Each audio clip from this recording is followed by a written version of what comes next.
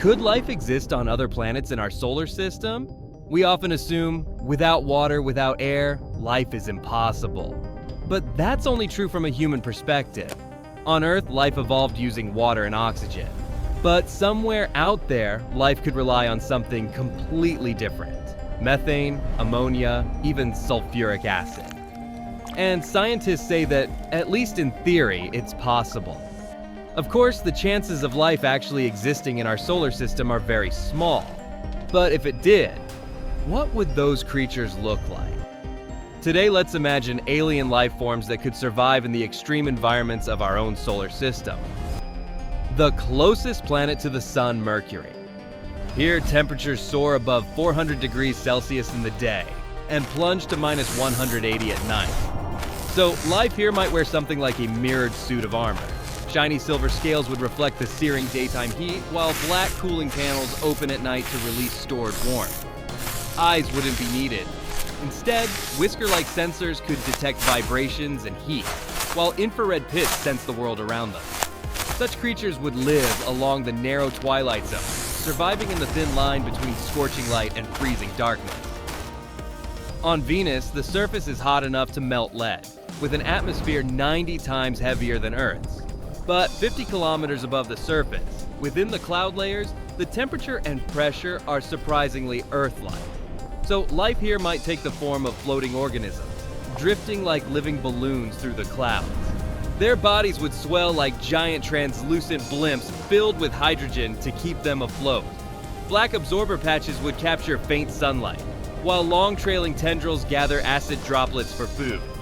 When lightning flashes across the clouds, their entire bodies might glow blue, sending signals to others drifting nearby. The skies of Venus could be an ocean of living creatures. The red planet Mars. Its air is thin, sunlight is weak, and radiation is intense. If life exists here, it would likely be underground, hiding in lava tubes and caves. Such a creature might look like a cross between a lizard and a salamander. Through its translucent skin, glowing blue organs would shine within, and luminous nodes along its spine would turn salts and chemicals into energy. Its front claws would dig through dust for brine, while webbed hind legs gripped the slippery cave walls. Long whisker-like tendrils could sense the faintest trace of moisture, guiding it to hidden pools of salty water.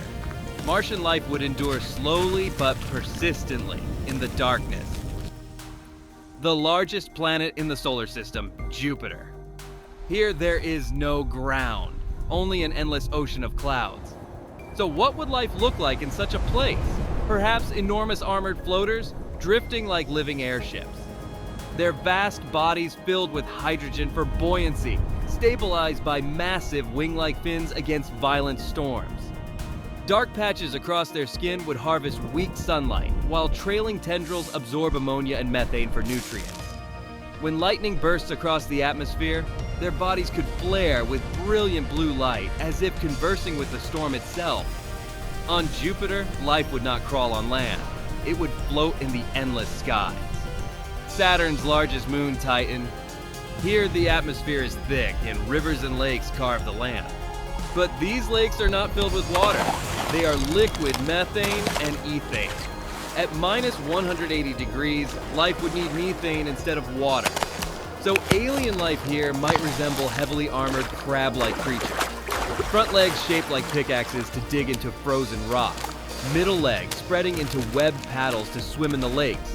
And rear legs ending in suction pads to cling to icy ground. Its mouth, like a circular sucker, scrapes up organic, while inside, a purple glow reveals strange chemistry at work. In Titan's dark lakes, glowing tails might flash, sending coded signals of light between them. Enceladus. And then there is Enceladus, a small but extraordinary moon of Saturn. Beneath its icy crust lies a vast hidden ocean. At its south pole, geysers of water erupt into space. Deep within that black ocean, hydrothermal vents could be havens for life. Here one might imagine a long eel-like predator, its head crowned with glowing sensors, scanning the dark with electric pulses.